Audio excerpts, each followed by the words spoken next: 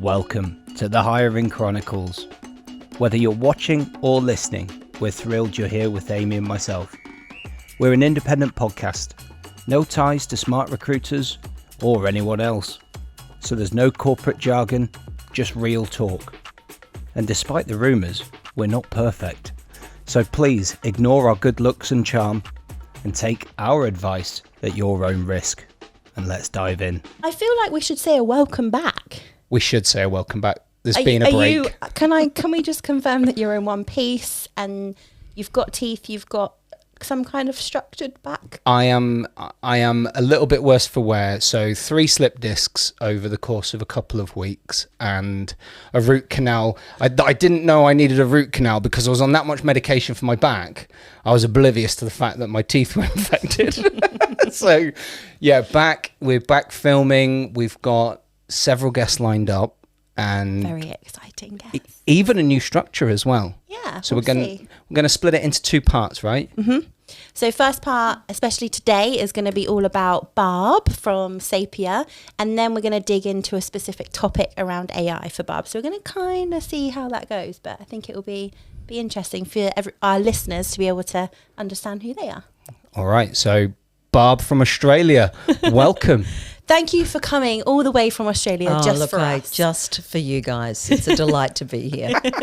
We should say that she's come all the way from Australia, but actually the other side of Barnes Bridge. Yes. Like we've had a bit of a journey already this morning, Barb, haven't we? I had to fortify myself with a wine at a pub on the way. We found Barb in a nice little pub with a lovely glass of red wine, which is perfect. It's a good way to start the day, looking through the Young's pubs and finding random people that aren't Barb to then find Barb. So we're glad you're here. Thank you for coming. Pleasure. So Barb, how do you come from being a solicitor to co-founder, CEO of an incredible AI company? Talk to us about that journey. It comes from being opportunistic in your career and not having too many plans around what you end up doing. So I was born in Africa, in Zimbabwe. My family immigrated to Australia for a better life, and I was afforded opportunities that a lot of people don't get by virtue of my religion. Managed to get into a private school that was free, and that just created an incredible set of networks and opportunities that a lot of people don't get. So I think fairly young I could see what comes from networks that other people don't get the benefit of. I worked pretty hard at school. I ended up doing law. I didn't know what I wanted to do. I was the first generation of my family at university. And I really just did what my friends were doing, who were 1 year ahead of me, and realised that practicing law was not for me. Went and did an MBA, moved into management consulting, worked at Boston Consulting Group for many years, and then fell into HR when my kids were young and I didn't want to travel anymore. And so, you know, what story that tells is that, you know, you might aspire when you're young to have a dream of where your career ends up, but you also need to be fairly opportunistic and take the things that come your way. And particularly as a mum, you know, I've got 3 kids. My kids are a lot older now, and you don't have the luxury of following a really planned path in your career. I took time out to be with my kids, and then I came back into the workforce. So I think there are lots of lessons in that, particularly for women or anyone who's taking time out from their career. Don't feel like you're losing out. You know, I think you have long careers today, particularly as they try and force retirement age to be, you know, older and older, and, you know, be where you want to be and enjoy what you're doing, and there will always be a job for you to come back to that can excite you. I think the other thing that my career has taught me is that I wouldn't be here without an incredible group of friends, mostly women. I think there's a great line. I'm sounding very pro-female here. There's a great line that I heard that I repeat often, which is women succeed in the company of a lot of good women and a few good men. You know, you need mentors of both kinds, but my female friends are really who have fueled me and motivated me and given me the confidence to do what I do, and I'm sort of very grateful for that. So, you know, it's okay to take time out from your career. Just stay connected to your friends, because I think they help you come back when you're ready. I mean, what an intro. Well, I feel outnumbered, to be fair. You just chat to Barb. Wow. I don't know really where to begin with that, Barb, but when we looked at your background, you went from lawyer, Boston Consulting Group, you've skipped out several segments, and then suddenly you're a CEO. At what part in your career did you think now is the time to be looking at founding a company? Like that's a big change and jump over the course of your lifetime. So I'm wondering, was there a particular moment that happened to you, or something in particular where you were like, I've got to go for this now myself? So look, at school we had a yearbook, and they had little sayings underneath everyone's name, and under mine was something like, it was sort of Buster Hyman, just nothing will faze me. I'm a bit of a driver, and I guess I'm not someone who's passive and sits back and observes a problem. Like, one of the things that people in our business hear a lot from me is, don't admire the problem, fix it. And so I'm a doer, I'm a builder. And I could see when I was working in HR at BCG and I was CHRO of a large tech company that there were so many things broken around people. There was very conscious bias. I worked at what was then the largest digital company in Australia called the REA Group, mostly owned by News. Think of Rightmove, is that what it's called in the UK? Yeah. So very disruptive tech company that went in and took all the money for real estate advertising from the newspapers and was very successful. But it had been around for 20 years and it wasn't really a startup. And I hired this guy who was my 2IC. He came in to run OD, culture, diversity, and he won't mind me saying this. He was on the extreme end of camp, right? Mm-hmm. And I definitely wanted someone who was, different, right, and who was going to challenge people in a very sort of visceral way. And on the first day that he started, before anyone had met him, one of his senior engineers came to me and said, Barb, we don't celebrate that we hire people from corporate, because he had a few banks and a telco on his resume. And they judged him entirely by his work, associations. And that was just stunning to me. Like, you haven't even met this person and you've made all these judgments about them. And it turns out that 3 years later, when that person left, he had made the biggest difference out of everyone in my team to the culture, to people's awareness of diversity and the importance of being open-minded to different viewpoints, right? He kind of normalised that it's okay to talk about this stuff, and he really mainstreamed diversity. Our culture evolved significantly. And so, that to me was such a lesson in how limiting our own views are about people, and particularly how resumes can really force us to judge people in a very unfair way, which doesn't serve the organisation well. And so that was a problem. The other problem that I could see was that our engineers were very proud of the fact that it was so hard to get a job there, and only 2% of people that applied ended up getting a job. And, they were spending all their time in interviews, because engineers love to hire for culture fit, which means everyone needs to have a coffee with the person that they want to make an offer to. And my boss, the CEO, said to me, Barb, we aren't going to hit our roadmap. We're not going to meet our revenue targets because our engineers are spending so much time in interviewing. Fix it. And I didn't know how. So I could see that we were missing out on a lot of talent because of bias. I could see that it was a big invisible cost, hiring. And then when it came to leadership decisions, again, I think that your leaders are your culture. And I think that how you make your decisions around who you hire, who you promote, creates trust or kills trust in an organisation. And I think trust is a really critical trait to nurture as a head of HR, as a leader. But there wasn't any way to do it differently. And so I had no idea what the solution was. I just felt there had to be a different way. So I found a person who had worked at a very successful HR tech company called Culture Amp that you might have heard of. And he had done every year the analysis around who was the top quartile most engaged companies and the bottom quartile. And every year he did this analysis, it didn't change. The same companies were in the top, the same were in the bottom. And he came to the conclusion that the only way you change culture is when you change the people. And so he joined me on this journey, and we started to just ideate on what could this look like. And I was the human side of the innovation, and he was the science side of the innovation. And if you had to think of an example of where the right person can transform culture, you just need to look at Microsoft.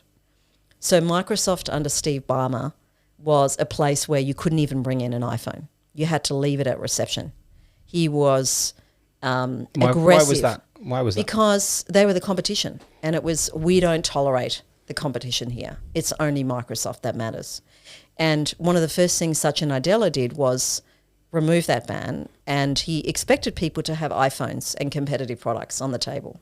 He normalized that looking at what others do and learning from that and being curious about that is what's going to make us great. You know, the arrogance that came from that Microsoft heritage was not serving Microsoft well. And, you know, that's a person that his persona, those small decisions that he made have fundamentally transformed Microsoft into a company that people now want to work with.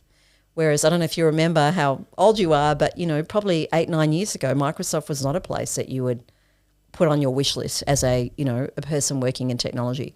So the power of people and finding the right person is incredible to change culture, to create culture.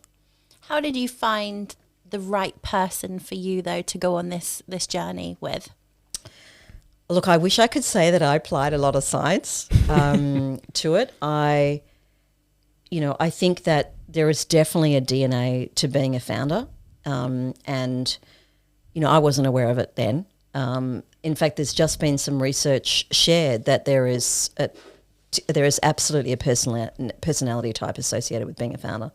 And, I mean, I can talk about myself and, you know, how I present, which is I'm sort of relentless. I think there's a not enoughness that comes from being in a startup, you know, that we all carry, particularly the ones who were there in the early days, that we've got something to prove to our parents, to our partners, to our family. You know, it's not good enough. And I think if you speak to people on the team, they will say that, like, it's never enough. And I had people say that to me when I was a leader, when I was a CHRO, which is, Barb, I don't think I'm ever going to meet your expectations. And clearly there's something in me that is never happy with my own performance, right? And so that you kind of need that in a startup. But do you think that that's innate within you, or is that stemmed from your childhood, your upbringing? Where does that come from? So they say that 50% of your personality is inherited. So it's a bit of both. You know, if I look, I've got 3 siblings. We're different. We're not all the same. So there's definitely an element of where I am in the family hierarchy. I'm number 3. My older sisters are really close in age, and I always felt like I was the lone one and they didn't pay enough attention to me. And, you know, there's this great family story of I ran away from home when I was 11 because I had my hair cut and no one recognised how traumatic that was. How far did you get? It's definitely, I went to the airport. I walked like 20 kilometres. It was quite the story. I 11? I'm sharing this publicly. Across Australia? It's a family traumatising experience that they always remind me of. Your parents must have been freaking. They were. They called the police. It was incredibly embarrassing. Was there actually a hunt for you then? Well, there was about to go on TV showing a photo of me wearing my bathers at the beach, which thankfully it didn't get that far. I ended up calling home. But I feel like there's a bit of a common theme with Barb just wandering off. No wonder she couldn't find the studio. She was on the run. Oh, wow. That is a story in itself. So 50% is derived from like the family, the upbringing, and 50% is within you. Correct. Yeah, that is what the research says. I think that's about right. So is there a time where you think that perhaps you need to rein it back a little bit if someone's approaching you and saying, Barb, I just don't think I'm ever enough for you? Have you ever gone, all right, I've pushed it too far? That's a really interesting question. I think it's better to be really honest about what it takes. And so I'll say to people, if you're joining a startup for work-life balance, don't join our startup. In Australia, they've just introduced this legislation in Victoria around psychological safety in the workplace. To me, that's anathema with being in a startup, right? You're uncomfortable every day. There are 1,000 other companies who are trying to do what we're doing. You have to be smarter. You have to be edgy. You have to take risks. And so I think it suits some people, and a lot of people imagine themselves as being suited to a startup who are completely unsuited to a startup life. You have to have a level of confidence, not arrogance, but confidence to just back yourself. You know, I remember when we released probably the most controversial product, which is we have this ability to understand people through language, and we converted, part of what makes recruitment terrible is it's terrible for people. It's terrible for candidates. You put your resume in, you apply for hundreds of jobs. We had a guy in our team who applied for 300 jobs and he got 2 callbacks. Like, how humiliating is that? Most of the time you get nothing back. And even if you go for an interview, you get nothing out of that, right? It's an undignifying experience for most people. And even if you're applying to Amazon and you're going through 6 rounds of interviews, it's still a torturous experience. And so I've always felt that we needed to change that. We needed to respect that you're making a decision too about your life. And, you wouldn't go out on a date with someone and say, hold the questions, Amy. I've got my things that I need to establish first, and then I'll decide whether I go on a second date. You're both on this journey to get to know each other and go, is there a fit here? Is this something that we both want?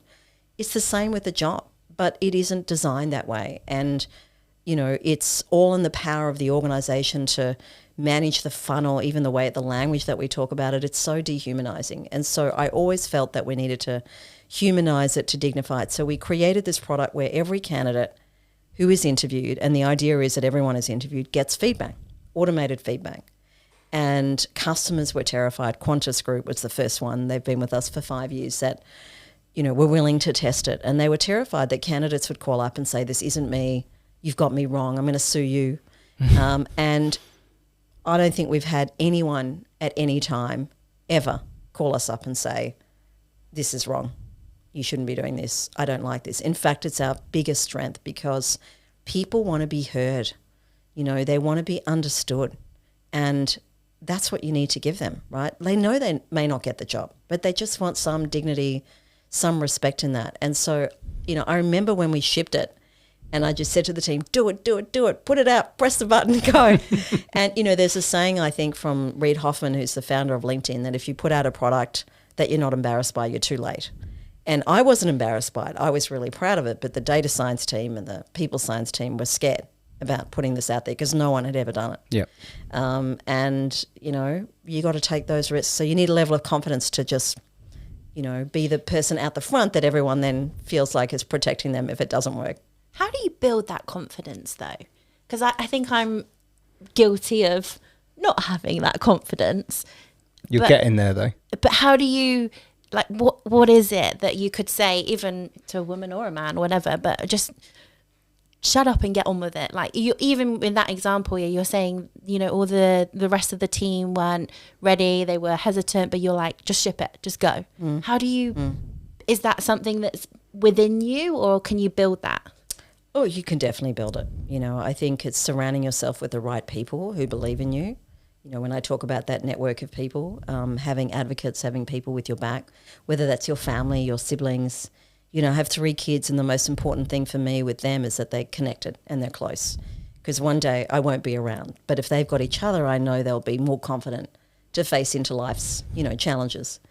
I think there is a maturing part of that. I think being a mum, you lose confidence and then you kind of find your way back when you realise you're not so bad. And your kids are pretty cool, and pretty okay. And, it's kind of risk-taking. My mum died when I was really young, and then my father remarried, and so I was very much alone and wanted to be independent, and that absolutely shaped me 100%. There are many stories of people where life's, downs create the space for you to be different and to be bold and to be brave, and without a doubt that has really shaped my experience. I have this concept of, as a parent, of a bit of a benign neglect of my kids is not a bad thing. I'm not a helicopter parent. I'm like, you do it. And I think you've got to create space for people to fail. And, what's on the other side of failure? Kind of nothing, really. So you have to model that as a parent, and you surround yourself with other people who are doing it, and you consciously look for little things that don't feel so scary to try. Sports, whatever it might be. I mean, I've never been one to go and do crazy, bungee jumping or anything like that, but I guess I'm also really curious. Like I'm a relentless learner. I love learning. That's pretty important when you're in a startup. How is that transpiring with your children then? So you've got 3 kids. You are very driven, determined, relentless. Has there been an effect where you can spot mini Barb amongst your kids, and do you have another sort of polar opposite where it's like they're just so opposite to what I am and what I'm ever going to be, and that's fine, but how is it like with your 3 kids compared to you? Oh, look, I think parenting, it makes you, parenting and being a leader are sort of a bit similar in that they're both quite thankless most of the time. You know, your kids don't come to you every day and go, oh, you're incredible, Mum. And nor do your team members do that, particularly when you're a CEO, right? You don't really get any feedback, good or bad. Sometimes if you get it, it's mostly the bad stuff. Do you feel that you need it? Well, so part of my issue, and there are always 2 sides to a strength, is that I don't work well with people who are needy. I say that. So if you need Amy, leave. a lot of validation, it's not gonna work, right? Because, but I've softened in that. I realize that everyone needs some element of, you know what you did there was really special. Thank you for doing that. And everyone's human. I think because I didn't have parents sort of around from a young age, I really found my own sustenance, and achievement, I guess, was what kept me going. I'm not saying that that's necessarily healthy. I can see that in my youngest, and it really worries me that so much of her identity is wrapped up in grades, and she'll just send me the grade, and I'll say, how do you feel? How did you feel when you got that?